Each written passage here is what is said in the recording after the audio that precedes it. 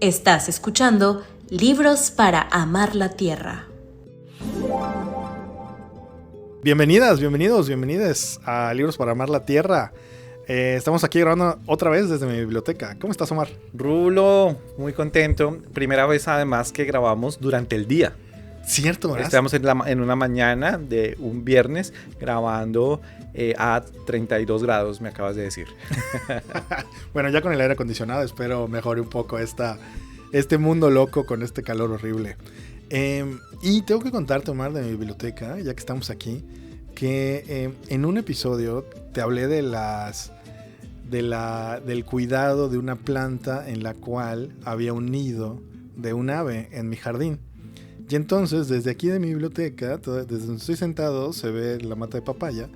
Y atrás hay una mata de naranja agria, donde ahora estoy junto con el nido de ese árbol, cuidando a una mamá tortolita que está empollando ahora ahí. Y entonces me asomo todos los días a verla y se me queda viendo. ¿Y todavía está el pichoncito? Pues no ha nacido, según yo. Ah, no ha nacido. Porque no se mueve la tortolita de ahí en todo el día. Bueno. Entonces, estamos acompañados a una cercanía. Estamos muy bien resguardados de una familia. Oye, de tortolitas. Sí, y esta es la primera vez que vamos a grabar algo sin el libro en nuestras manos, ¿verdad? Sí, porque se me quedó. Pero bueno, es un libro que tengo muy bien referenciado, es un libro que yo he estudiado, es un libro que me ha influenciado muchísimo y lo voy a anunciar de una vez. Es el libro La invención del tercer mundo de Arturo Escobar, construcción y deconstrucción del desarrollo, que bueno, es un libro muy conocido para muchas personas de las ciencias sociales. Pues es un trabajo que ha influido de una manera realmente increíble. Yo estuve echándole la mirada de cuántas citas tiene este libro y es una cosa absurda, ¿no? Estamos hablando de miles y miles de citas. Ahorita se me olvidaron el número, pero realmente es asombroso la cantidad. Y esto fue un libro en el que el colombiano Arturo Escobar se lanzó un poquito como a la fama académica.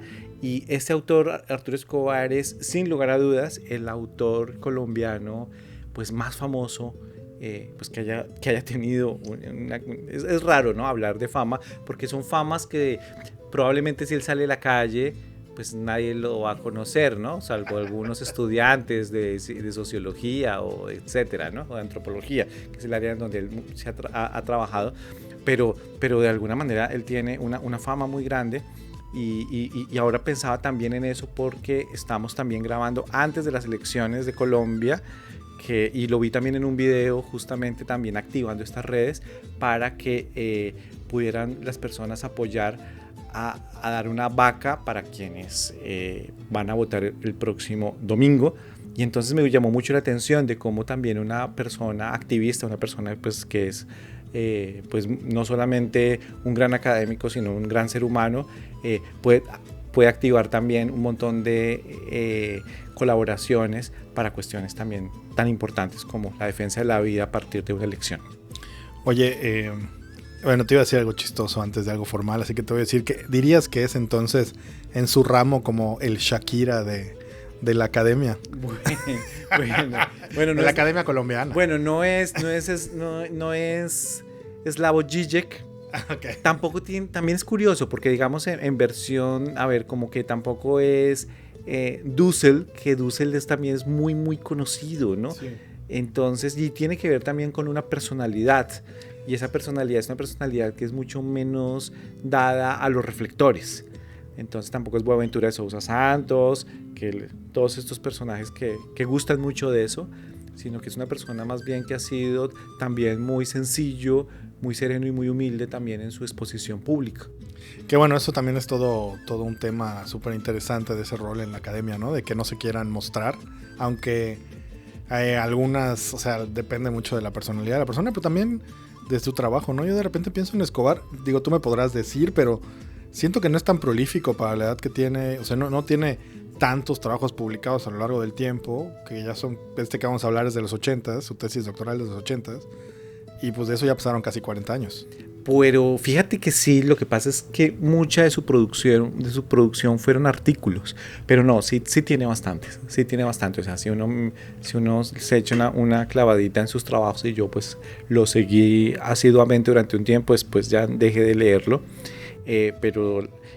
porque su última deriva ha sido más por el lado del diseño, del lado de la relacionalidad, tiene un reciente libro. Pero nunca nada tan famoso como del que vamos a hablar el día de hoy. Además me lo acaban de recomendar de la relacionalidad en esta misma semana, hablando con Mónica Nepote, que estábamos hablando antes de empezar. Ya hablaba con Mónica esta semana y me dijo, oye, ¿ya leíste de Escobar? Y yo no, entonces me da mucha curiosidad esta coincidencia. Sí, y a mí Arturo Escobar es un académico que me ha influido mucho, porque para mí fue como... me alumbró el camino en términos de pensar el desarrollo de otra manera. Yo estudié una maestría en desarrollo rural y pues fue malísima en términos de que pues no te dan una perspectiva crítica sobre el desarrollo, sino te dan una perspectiva sobre las diferentes teorías del desarrollo sin problematizar la idea misma del desarrollo, que es justamente de lo que vamos a conversar en este programa, que es al mismo tiempo problematizar cuestiones que tienen que ver con la pobreza, que tienen que ver con el pensamiento sobre lo que es el mundo y sobre lo que es el mundo del sur global. Entonces, esto reviste la mayor importancia, porque si hay algo que comparten tanto las derechas como las izquierdas que hoy padecemos en el mundo, de hecho las izquierdas hoy se llaman progresistas, ¿no? Que eso es un nombre que está vinculado justamente a la idea de un proceso lineal de progreso hacia adelante, que está vinculado hacia la idea del desarrollo. Y si algo que comparten es estos principios, y esos principios básicamente tienen que ver con que ambas comparten la idea de que toca crecer económicamente, de que toca urbanizarse, industrializarse, modernizarse, adoptar los valores de la cultura moderna, y que ahí pues la discusión es cómo lo hacemos, ¿no? Y entonces justamente esto es lo que cuestiona el desarrollo, porque dice, ¿de verdad estos son los fines que deberían transitar toda sociedad? No solamente deberíamos cuestionar los medios, sino los fines mismos, el fin mismo del desarrollo. Oye, Omar, antes de arrancar, hay otra cosa que a mí me gustaría decir. Agarré el chiste de Shakira, pero era otra cosa que estaba pensando con ese comentario que hacías. Era cómo este episodio no puede desenmarcarse de la emocionalidad que ahora te atraviesa, ¿no? Creo que este momento, a 2 días de la elección en Colombia, va a ser, está mediado por una emocionalidad muy fuerte, pero también quisiera poner en la mesa que cuando salga este episodio, esa elección ya pasó. Y que a veces en el mundo en el que vivimos esto ya estaría viejo o anticuado, ¿no? Como si nuestra emocionalidad caducara muy rápido en este mundo hipercapitalista con esta super velocidad. Y creo que sí quisiera como ponerlo en la mesa antes de entrarle, como esta emocionalidad no caduca, ¿no? Como pase lo que pase en esa elección, sí es importante hacer notar que esta emocionalidad permanece en el tiempo y que no nos movemos a ese ritmo de la red social o de esta velocidad infinita que tenemos ahora, ¿no? Claro, además hace 2 episodios hablamos de afectividad ambiental, precisamente, y una de las cosas que hablamos en ese libro es que los afectos colorean nuestros pensamientos. Entonces, que primero sentimos. Y entonces, todo lo que vamos a hablar el día de hoy están precisamente informados por esa afectividad que está asociada a una serie de afectos que son la incertidumbre. Ahorita también tengo enojo, también tengo pues esperanza. Está todo revuelto en un nudo, y pues obviamente pues no vamos a hablar de esto el día de hoy, pero definitivamente lo que hablemos va a estar necesariamente influido por eso que me está afectando en los últimos días, como seguramente le ha pasado a todas las personas que están en una elección previa que va a definir el futuro de un país en unas condiciones tan extremas en términos de 2 derivas completamente diferentes que marcan un resultado político. Oye, y antes de cerrar este bloque, quisiera preguntarte algo tal vez más informal sobre el libro, que tiene que ver ¿cómo lo conociste tú? O sea, ¿cómo llega tu primera lectura de Escobar? Bueno, fíjate que ocurrió en el momento del doctorado que yo estaba haciendo, y yo llegué con una idea muy convencional del desarrollo. Recuerdo que un muy buen compañero, amigo mío, Francisco Sigas, si de casualidad algún día escucha esto, un abrazo, llegó y me miró con extrañeza y me dijo: creo que estás tomando una idea muy sustancialista del desarrollo, o esencialista, creo que la palabra que usó fue sustancialista del desarrollo.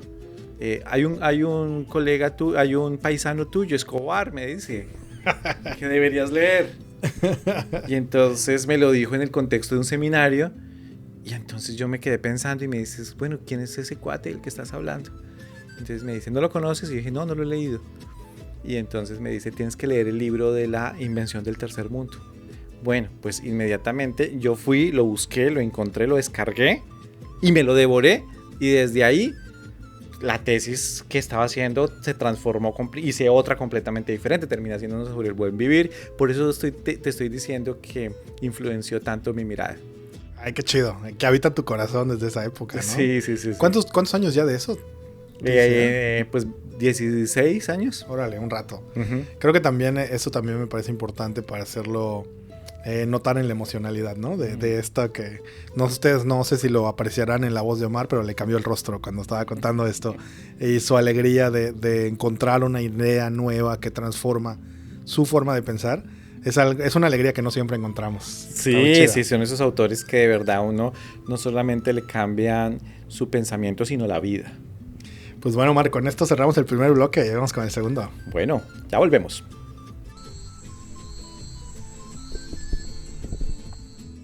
Estás escuchando Radio Ecológica 92.5 FM, La Voz del Mayab.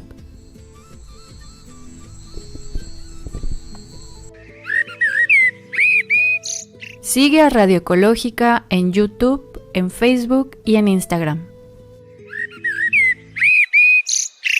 Seguimos aquí en Libros para Amar la Tierra, hablando de Arturo Escobar. Oye, Mari, yo te decía que cuando traes este texto, a diferencia de otros textos, este sí lo conozco un poco, aunque no físicamente, lo estuve pensando y no está en mi librero, pero sí está en mi PDF. Y me acordaba de esta idea cuando yo descubrí a Arturo Escobar, fue para hacer el anteproyecto de la maestría, por ahí del 2019, yo creo. Justo estaba platicando con mi amiga Lina, que en ese momento pues no éramos muy amigos, ella también es colombiana. Y le decía: oye, estoy viendo este texto de Escobar, que no era era uno publicado en 2003, me acuerdo del año, pero no me acuerdo el título. Y dije: pero ¿qué onda con este colombiano? ¿Qué onda con tu paisano? ¿No? Ya apliqué esa. Y entonces nos pusimos a platicar un poco de lo que ella sabía de Escobar. También lo usamos en la maestría, pero a mí me gusta mucho, como tal vez haya notado la gente en alguno de estos episodios, me gusta mucho como el contexto de las personas cuando escriben, ¿no? Esta biografía intelectual, le decían cuando yo estudiaba historia. Y entonces, el lugar de enunciación, a referencia del episodio pasado. Y entonces encontré esto de Arturo Escobar a principios de los 80, estudiando su tesis doctoral, y estudiando para la tesis doctoral y tomando unas conferencias con Michel Foucault. Y entonces yo también en esa época en la que iniciaba la maestría estaba como en una segunda o tercera vuelta de afición de Michel Foucault, que yo creo que es como un deber de alguien de las ciencias sociales tener en algún momento de su vida una afición loca de Michel Foucault. Y entonces yo me ponía a preguntar qué hace un colombiano escuchando a Michel Foucault en Los Ángeles, ¿no? A principios de los 80s. Y me parece una historia pues muy loca. Siento que Michel Foucault, el personaje, ¿no? Tal vez inclusive más allá del escritor, el autor y tal, como Michel Foucault, el personaje, suena como algo muy impresionante de ver en vivo.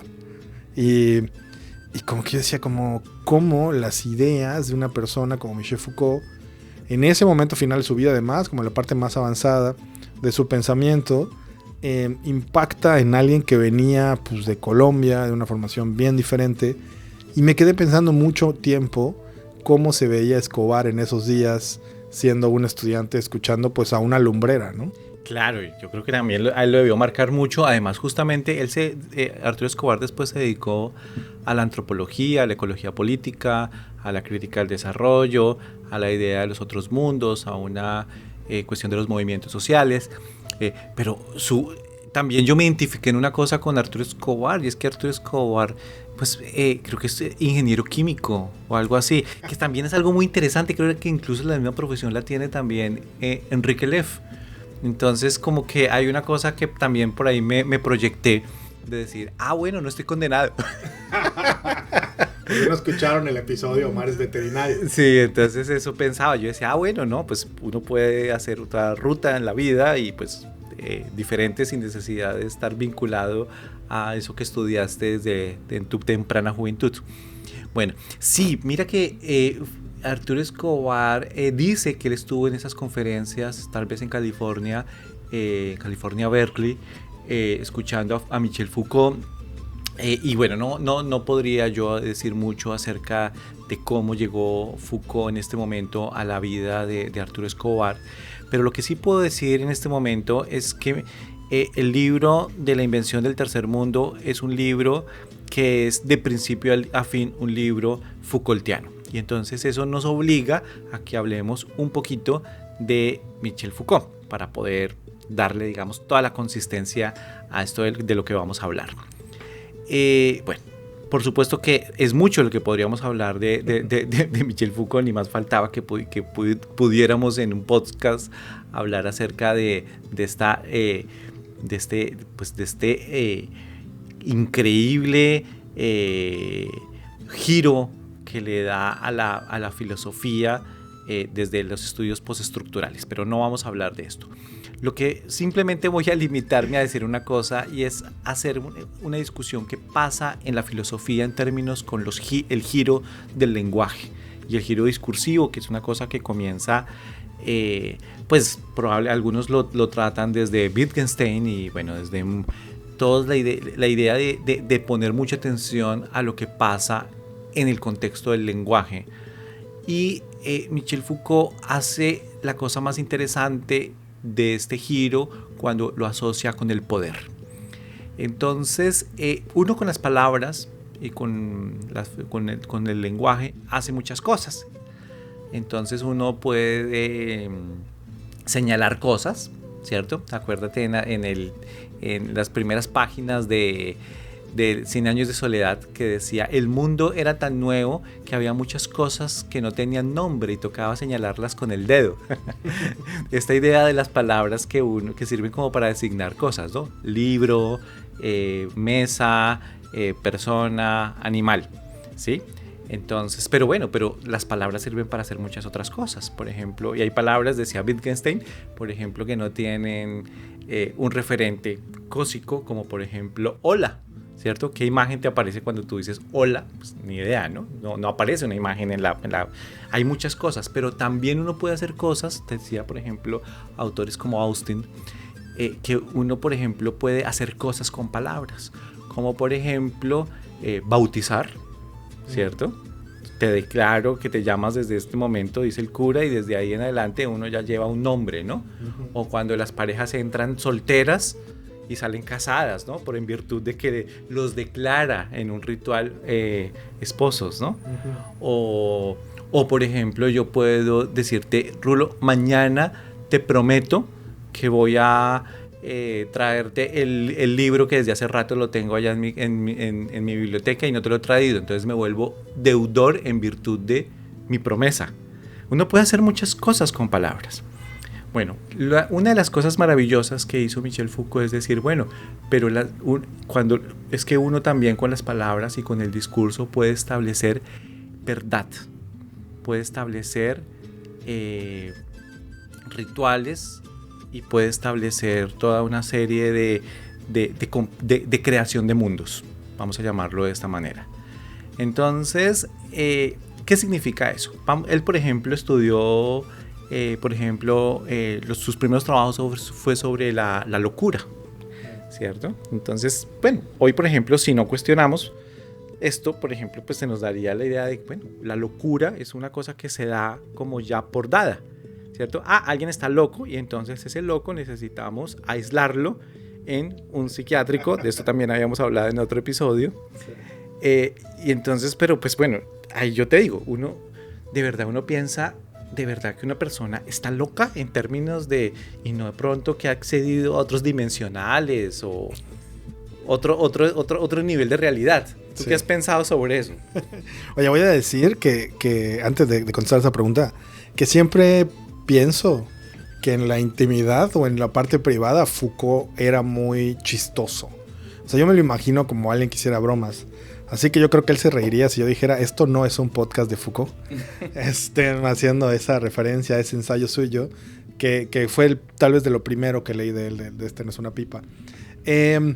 Y creo que a mí lo de la locura me parece una cosa muy loca. Me parece como... me atraviesa de manera personal, en una historia y tal, pero también siento que es muy estratégico etiquetar a las personas de locas, y era lo que yo no me había dado cuenta hasta que leía a Michel Foucault, ¿no?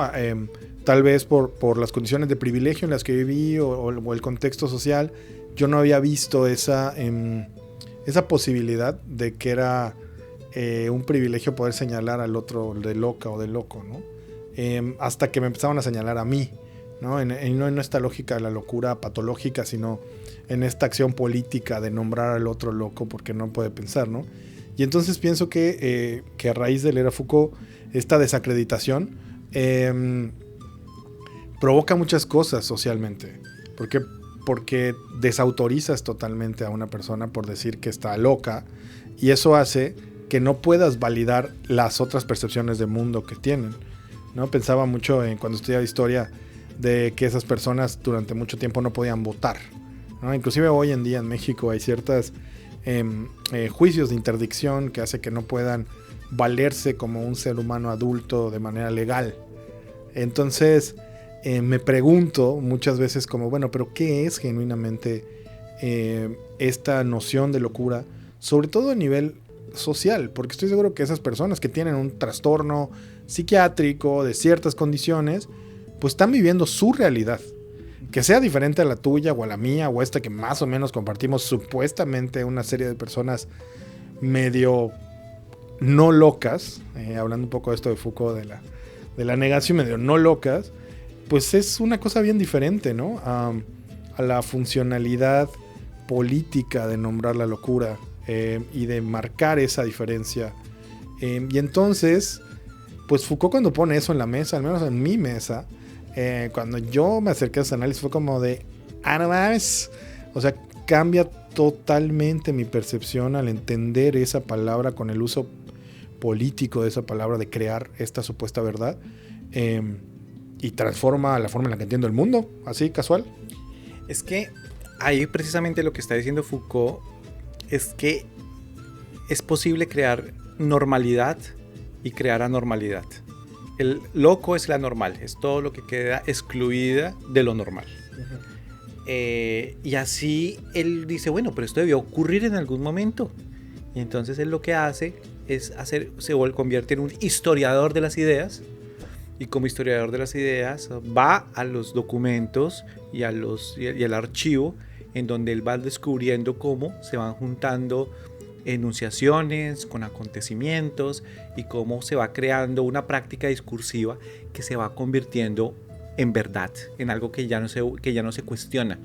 Y entonces uno al final pues termina siendo preso de verdades que se convirtieron completamente en verdades mecánicas que no cuestionamos. Bueno, vamos hasta ahí con Michel Foucault. Él hace análisis históricos desde la genealogía de Nietzsche, etc. Pero vamos acá. Entonces, la pregunta, por ejemplo, de Michel Foucault es ¿cómo se produce, por ejemplo, verdad sobre la locura? Ya que estamos solamente con este ejemplo. Bueno, pues si nosotros usamos esta pregunta, podríamos preguntarnos muchas cosas. ¿Cómo se produce verdad sobre el cambio climático? No diríamos qué es el cambio climático, sino cuáles fueron los enunciados que dicen qué es el cambio climático. Como por ejemplo, terminar diciendo que el cambio climático es un tema de una molécula, del CO2, y a partir de eso se establece toda una discusión sobre la descarbonización y toda una serie de prácticas institucionales y políticas a través de un discurso que es un discurso que emana del discurso científico, pero que se establece a través de toda una serie de instituciones y que dicen qué es el cambio climático. ¿sí? Ese, por ejemplo, podría ser una pregunta Foucaultiana. No qué es el cambio climático, sino cómo se produce verdad. Bueno, ahora sí vamos al libro de Arturo Escobar. Él justamente pregunta, ¿y en qué momento entonces vamos a hacer una historia de las ideas? En el momento en el que el desarrollo se convierte en un discurso de verdad. ¿Cómo fue posible? ¿Cuáles fueron los acontecimientos políticos, institucionales, históricos, los enunciados que hicieron posible que emergiera un discurso en términos de que se convirtiera en una verdad mecánica? La idea de que nosotros, todos los pueblos del mundo, tenían que desarrollarse y que el desarrollo se fue convirtiendo en algo que ya no podíamos cuestionar, sino algo que de verdad desde el principio se pensaba como algo positivo, como algo que significaba un avance de una sociedad, de un proceso en el que íbamos a ir de lo peor a lo mejor, y que esto, por tanto, ya ni siquiera podíamos cuestionar el desarrollo, sino que el desarrollo se convertía simplemente en una discusión de cómo llegamos a eso, que vamos a llamar el desarrollo. Bueno, nada más ni nada menos, eso es lo que hace Arturo Escobar en este libro. Ahorita vamos a ir con eso en el tercer bloque, Omar, pero quería pedirle a los escuchas, los les, que en estos cortes que tenemos entre bloques, que levanten su mirada de donde sea que la tengan y que puedan ubicar una cosa que crean que es mejor que esa cosa de lo que era antes. Es decir, algo que se haya desarrollado en su vida. Porque para mí me gusta mucho cómo este discurso permea muchas áreas de la sociedad y ya no solo el ámbito político.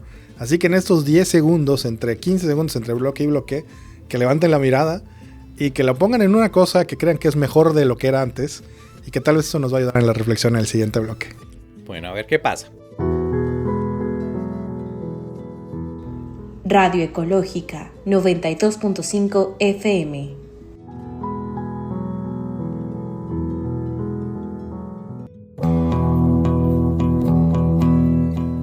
Estás escuchando Libros para Amar la Tierra. Bueno, seguimos aquí hoy con el libro La invención del tercer mundo, construcción y deconstrucción del desarrollo, de Arturo Escobar.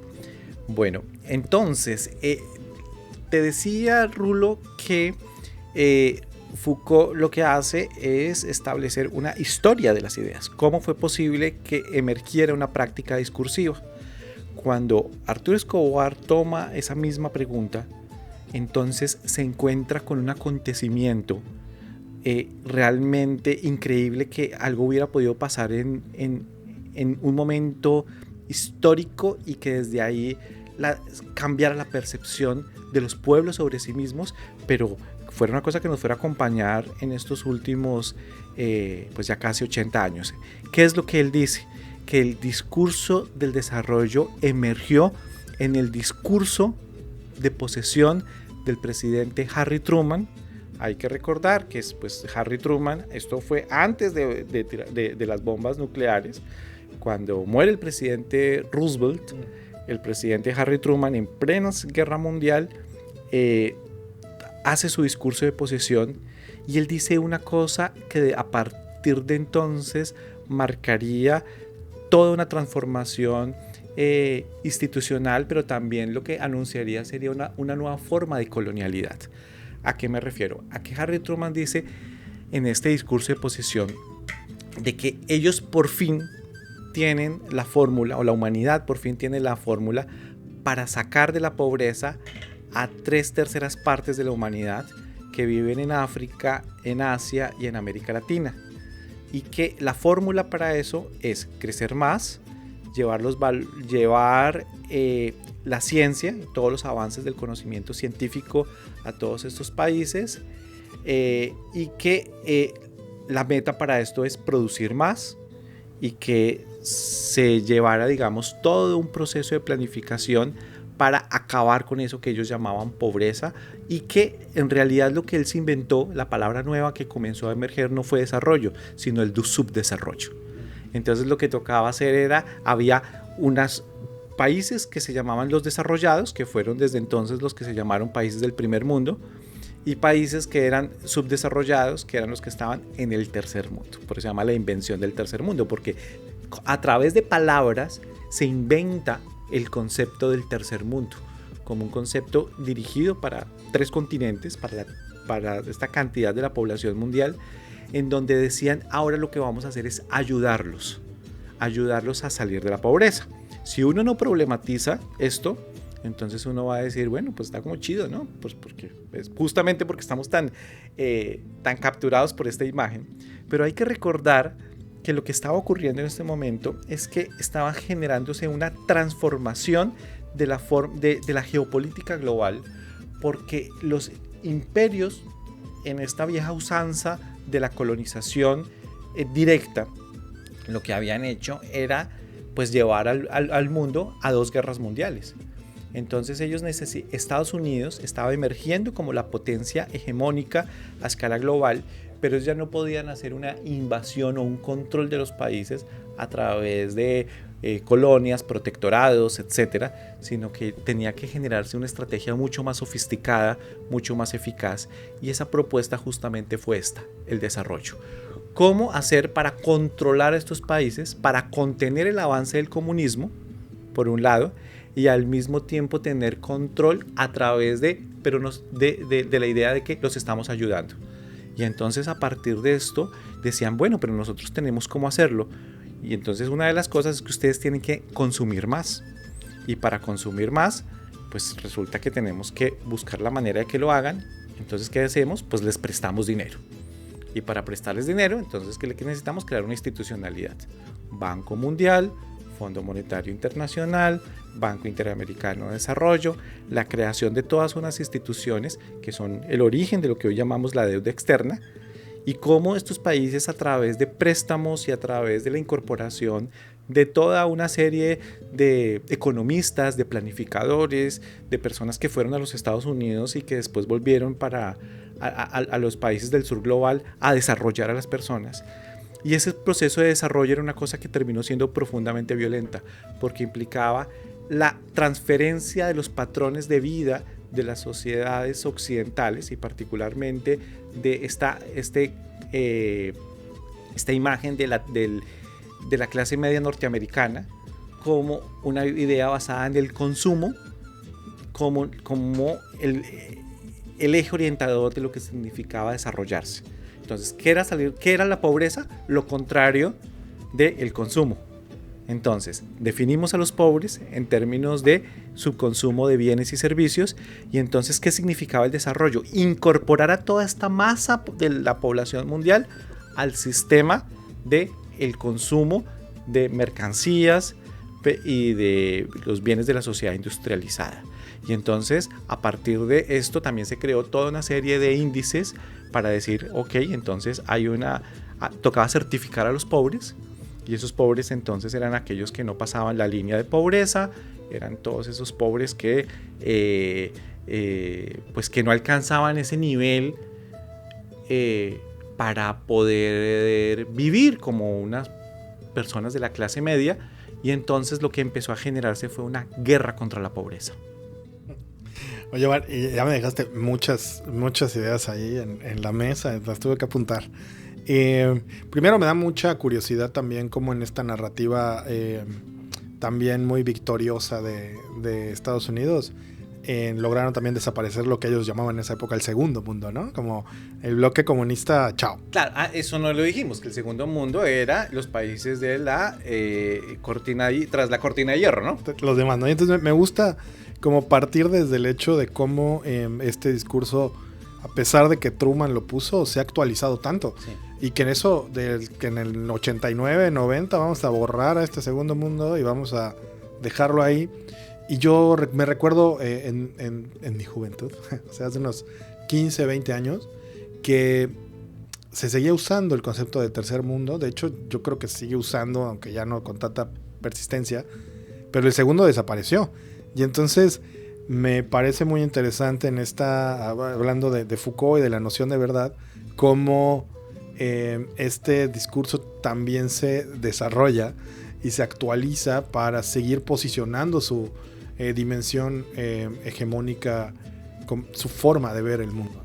Claro, porque es un proyecto colonial, pero es un proyecto colonial muy sofisticado, porque es un proyecto en el que finalmente haces un control sobre los países, para que se vuelvan consumidores de los productos, las mercancías y los servicios prestados por los países del norte global, particularmente, o del primer mundo, vamos a hablar así, y comandados por Estados Unidos, en esta reconstrucción que ocurre después de la Segunda Guerra Mundial y cómo se van creando toda una serie de políticas para entrar en ese proyecto, como por ejemplo la Alianza para el Progreso, los 50s, estamos hablando que fue toda una serie de políticas institucionales que se fueron creando justamente para embarcar a todos los países en este proyecto, pero eso significaba también una negación, y esta negación era en el texto, en el libro de Arturo Escobar, muestran justamente cómo hay varios textos de Naciones Unidas, que fue otra de las instituciones tan importantes, como el PNUD,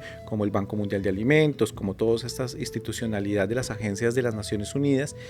Y hay un documento ahí que dicen que casi como una confesión que decía que los valores tribales tienen que ser destruidos y las antiguas creencias y todos los antiguos formas de vida tienen que renunciar, pero lo que les prometemos es algo mejor, que es una actualización justamente de lo que estaba ocurriendo, de lo que ocurrió con la conquista de América o de Abya Yala, porque la conquista es que nosotros lo que extraemos es la civilización.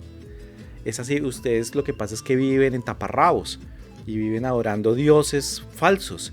Nosotros no tenemos que era, digamos, una de las discusiones que llevaba Gines de Sepúlveda, diciendo hablando sobre la justicia de la guerra contra los pueblos indios, era que ellos tenían que llevarle la civilización y que entonces renunciar a la cultura o a lo que tenían era un costo, pero un costo para algo mejor. Bueno, traduciendo esto al discurso a la segunda mitad del siglo XX, eso significaba que entonces nosotros tampoco ya no llevábamos de llevarles civilización, sino llevarles el desarrollo, y eso significaba que los pueblos, de alguna manera, que tenían conocimientos, supersticiones, conocimientos precientíficos, valores que consideraban un obstáculo para los principios del desarrollo, tenían que desaparecer.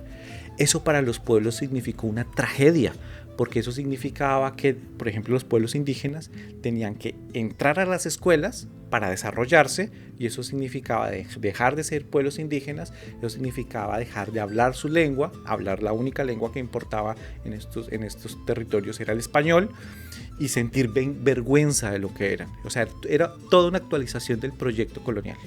Voy a hacer unos saltos históricos que me voy a permitir para decir que no sé si estabas hablando del siglo XVI, de Truman, de la propuesta de Estado de Benito Juárez o de la medición de impacto ambiental del Tren Maya. En todos estos discursos tan diferentes, en diferentes momentos históricos, la colonialidad mirando una hegemonía donde los pueblos son oprimidos está ahí presente. Y entonces, ahorita mientras te escuchaba, recordaba cuando leí la mía en esa primera vez, y cómo decía que iban a traer en desarrollo a los pueblos de la península subdesarrollados, con otras palabras. Pero también me acordaba mucho en esta disputa histórica de Benito Juárez, en la cual siempre se dice que él era indígena, pero en realidad él no protegía a los pueblos, sino que en esta lógica de homogeneizar en un solo estado, pues su propuesta era que, comillas, todos fuésemos iguales, ¿no? Todos bajo ciertos estándares. Ese es el principio, borrar la diferencia para generar un proyecto completamente uniformizador. Hay solamente una forma de vida válida, que es la forma de vida basada en los valores del consumo, y que todas las otras formas de vida tienen que ser eliminadas y que tienen que nombrarse entonces para cambiarlas en términos de la pobreza. Entonces la pobreza, fíjense lo que estábamos hablando cuando hablábamos de la locura, se termina convirtiendo en lo anormal. Pero ¿en qué momento esto se volvió anormal? Vivir de manera simple y sencilla. O sea, acá digamos como que a lo que les llamamos es que piensen qué significa esto de hablar de alguien pobre. Bueno, yo entiendo, pobreza era la forma de vivir de los pueblos. Durante toda nuestra historia evolutiva, nosotros vivimos de una manera comunitaria, de una manera simple, sencilla, y de pronto, a partir de este discurso, esto se convirtió en una normalidad. Tocaba declararle una guerra a la pobreza, Piensa tú en el discurso de Peña Nieto, una cruzada contra la pobreza, porque a los pobres tocaba eliminarlos. Pero esa eliminación de los pobres era una eliminación que consistía en que dejaran de ser lo que habían sido.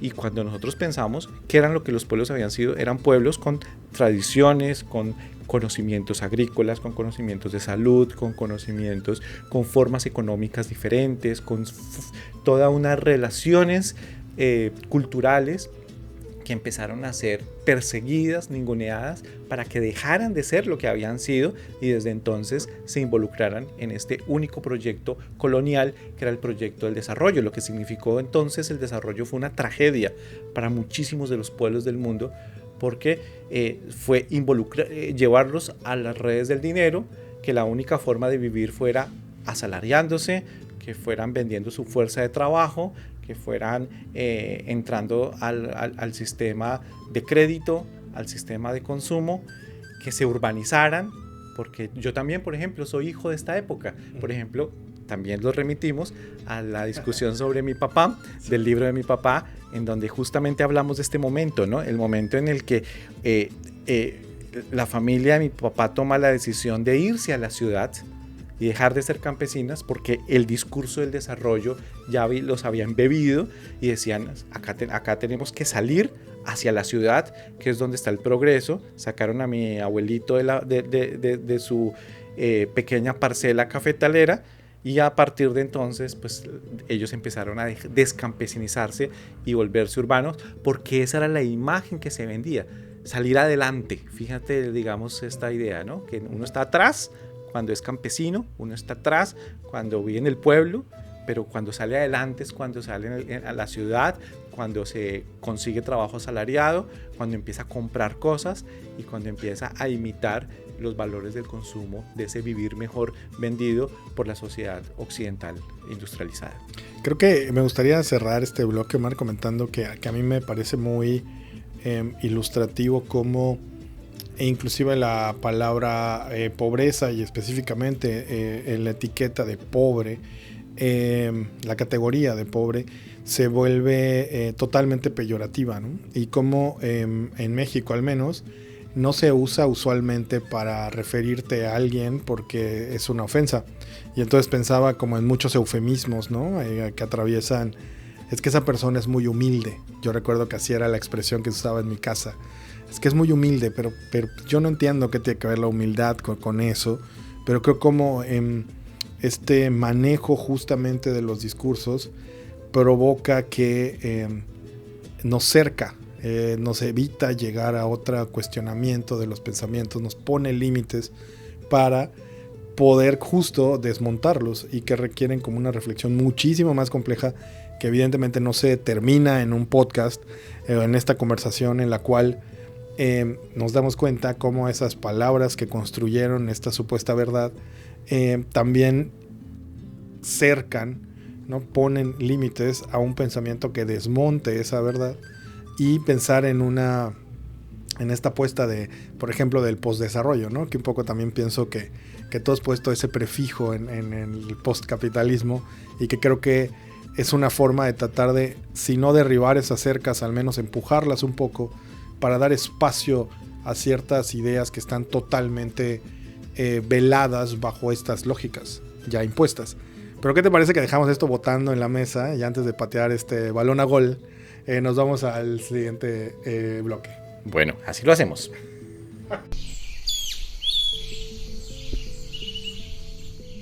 Estás escuchando Libros para amar la tierra.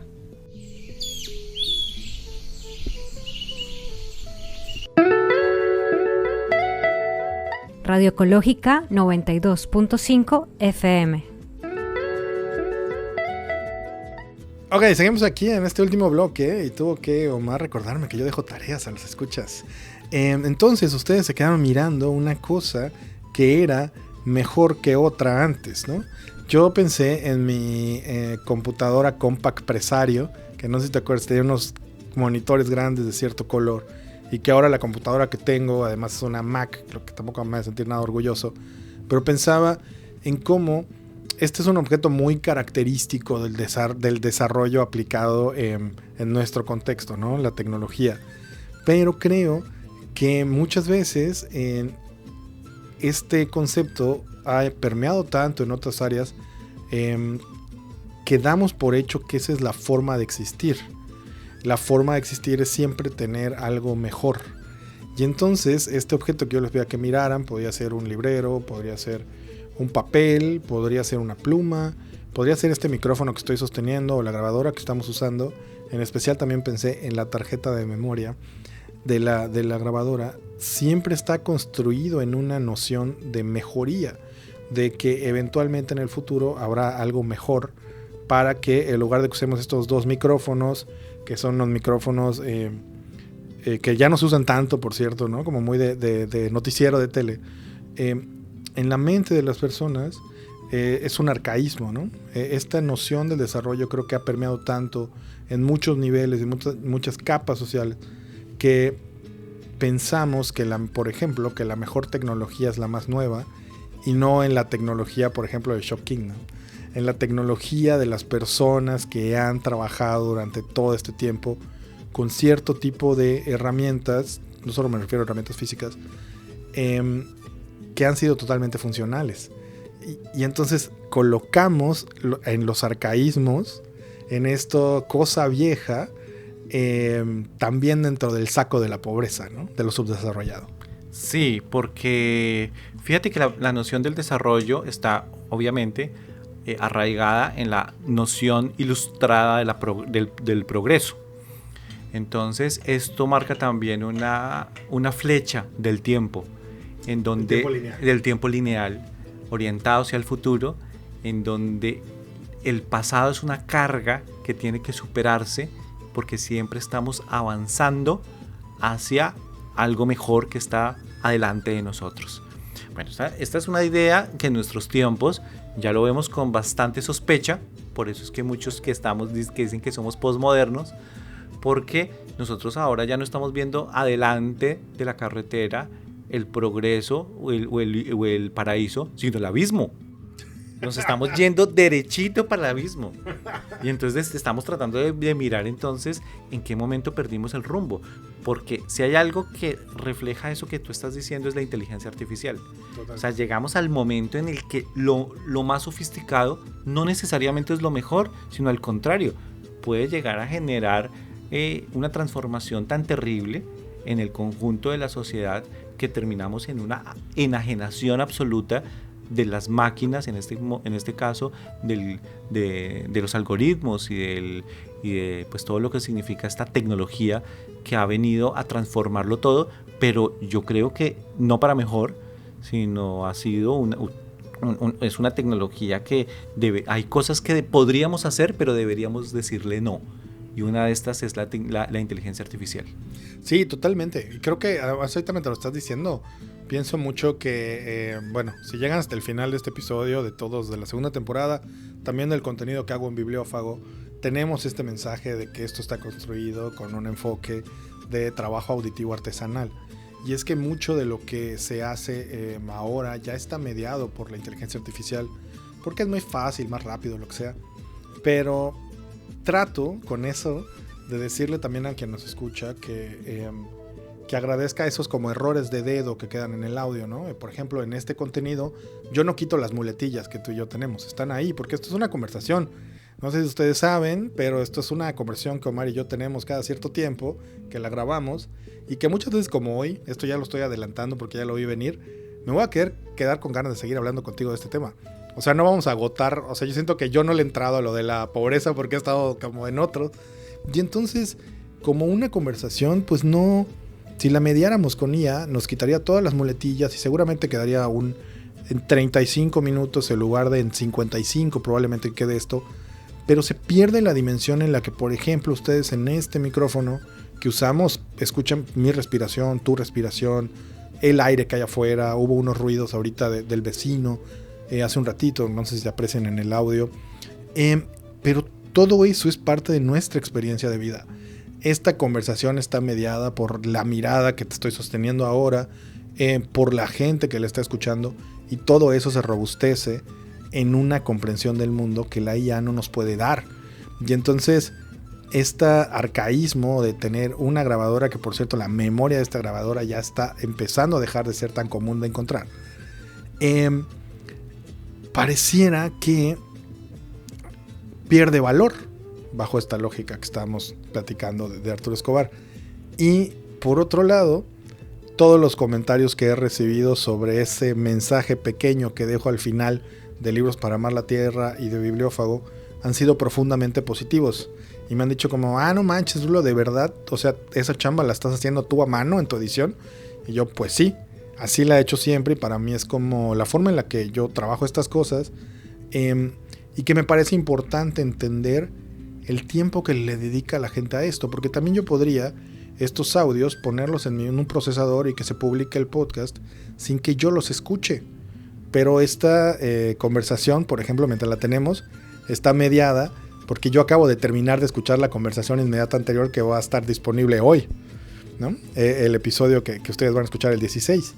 Y entonces, todo esto dota de valor a la experiencia humana, no entendiendo el valor desde la lógica capitalista, sino en la forma en la que apreciamos las cosas. Y que creo que es muy importante hablar de eso y cómo este tipo de acciones confrontan esta idea de desarrollo que bajo la lógica de la IA es más desarrollo. Es más desarrollo, o sea, porque siempre avanzamos hacia adelante. Sí. Siempre estamos pasando de lo peor a lo mejor. Bueno, justamente lo que la crítica del desarrollo como concepto es que no necesariamente tampoco ha sido todo peor, ¿sí? Pero es esta certeza que existe de que las sociedades están siempre avanzando, de unas sociedades que comenzaron por allá bárbaras e incivilizadas en las cavernas, y que el proyecto civilizatorio consiste en llegar siempre hacia lo mejor. Pero cuando nosotros hoy vemos en las películas o en las series de distópicas o en las novelas distópicas, justamente lo que estamos viendo es la idea de que probablemente la tecnología nos está llevando de lo peor a lo mejor, sino al contrario. Nos está llevando a unas condiciones en donde estamos realmente viendo amenazadas nuestra condición misma de la existencia, pero también una vida completamente enajenada. Y fíjate que todo esto se ha venido fundando a través de la idea de la necesidad, que es otro concepto muy arraigado en el concepto, en la misma idea del desarrollo. La necesidad tiene que ver con que nosotros siempre somos carentes, que somos necesitados. Si tú, por ejemplo, ves los índices de la Coneval o todos los índices que hacen de pobreza, siempre ve al otro en términos de carencias educativas, carencias de infraestructura, de vivienda, etc. Y entonces va generando un discurso de verdad. Por ejemplo, aquí en los pueblos de Yucatán, a mí me llama mucho la atención cómo se fue reemplazando la casa vernacular, la casa maya, la casa hecha de guano, que es palma, que es una casa muy fresca, sí, por casas de cemento o por casas de techo de zinc que regalan los políticos. Sí. Y eso tiene que ver justamente con algo que ocurre a través de una cosa muy, muy específica de decir qué es lo peor y qué es lo mejor. Pero primero tengo yo que cuestionar, primero tengo que construir el discurso de que esa casa es insalubre, es de pobres, es una cosa que no necesitamos para después vender. Entonces, a mí me llama mucho la atención o me trae el recuerdo una escena del Lobo de Wall Street, de la película de Leonardo DiCaprio, en donde Leonardo DiCaprio está enseñándole a vender cosas a su equipo. Y entonces él dice, bueno, véndeme esta pluma. Y el otro dice, no, esta pluma es muy bonita, es una pluma muy interesante. Dice, no, así no es. Tú véndeme esta pluma. No, esta pluma es la mejor para escribir. Y le dice, no. Y le dice al otro, véndeme esta pluma.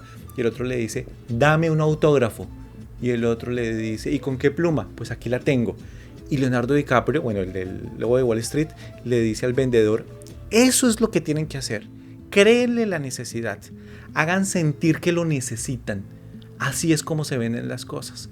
Y entonces esto es precisamente lo que ha hecho el discurso del desarrollo, crear necesidades, fundar necesidades externas. Entonces al final nos hacen sentir que somos necesitados de todos los bienes de consumo de esta sociedad, nos hacen sentir que somos a los pueblos los hacen volver necesitados de una casa de lámina o de techo de cemento, a pesar de que eso es un infierno por dentro, los hacen sentir de que su vida es una vida indeseable y que los vuelven necesitados. Entonces la necesidad se convierte en una palabra, además necesidades básicas insatisfechas, toda una discursividad y una institucionalidad que se fue creando hacia la idea de ver al otro no en su riqueza, no en su virtud, no en sus potencialidades, no en su poder, sino justamente en verlo pequeño, subdesarrollado, atrasado, menospreciado, y que nosotros teníamos que sacarlo de esa supuesta condición indigna para llevarla a otra condición que lo llamábamos el desarrollo, pero para muchas personas eso fue sacar a las personas de sus condiciones de vida conviviales, simples, sencillas, en donde establecían redes con sus comunidades más cercanas, a condiciones en donde los terminamos arrojando a la miseria, como es la miseria del mundo del desarrollo en nuestras sociedades, en donde las personas cada vez están viviendo de una manera tan terrible en muchas de estas ciudades. Hoy estábamos hablando con Ingrid cómo han venido apareciendo acá en la ciudad personas habitantes de calle, y tiene que ver justamente cómo el discurso de la pobreza rompió todas las relaciones de subsistencia, todas las redes comunitarias, todo lo que existía, individualizó a la gente a través de la creación de las necesidades y de la venta de una forma de vida que se consideraba la única aceptada, y que todas las políticas, toda la izquierda, toda la derecha está concentrada en transformar esa forma de vida en una vida supuestamente que es la única vida válida, que es la vida del desarrollo.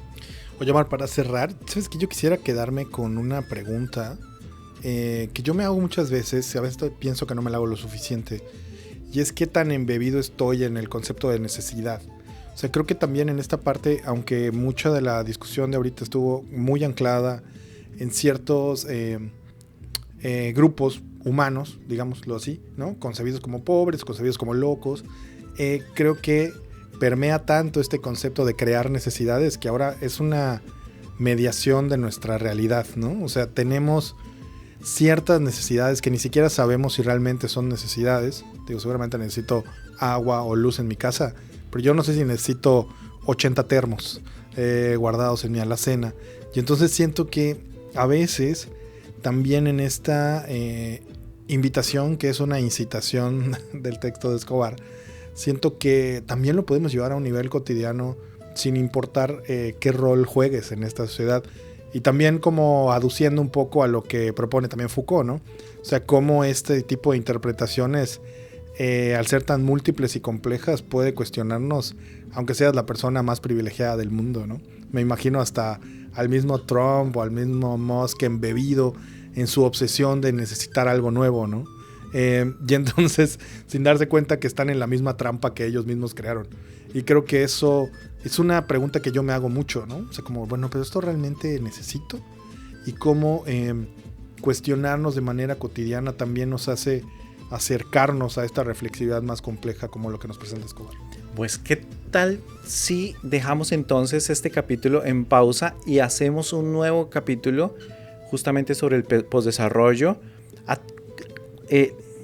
viéndolo a través de otro autor que ha sido muy importante para también esta mirada al desarrollo, que es Gustavo Esteva? Y entonces hacemos una crítica al desarrollo, pero esto también tiene una apertura de mirada para construir algo diferente que vamos a llamar el postdesarrollo, el buen vivir, el decrecimiento en Europa. Y bueno, dejémoslo en pausa para pensar esto en otro episodio, ¿te parece? Ya nos comprometimos con Gustavo Esteva, ¿cómo no? Bueno, pues entonces, pues muchísimas gracias a todas y a todos ustedes por acompañarnos en Libros para Amar la Tierra, y nos vemos en la próxima. Un abrazo. Libros para Amar la Tierra fue grabado en la cabina de Radio Ecológica 92.5 FM, en Mérida, Yucatán. La producción es de Omar Felipe Giraldo y Rulo ZK. La grabación y el diseño de sonido son de Rulo ZK. Libros para Amar la Tierra es producido con un enfoque de trabajo auditivo artesanal, por lo que las grabaciones de los episodios, las grabaciones de sonido ambiental y la música sin copyright que usamos de fondo no tuvieron uso de inteligencia artificial. con este mismo enfoque abordamos todos los textos que usamos para este programa. Muchas gracias por confiar en el trabajo humano detrás de lo que escuchas.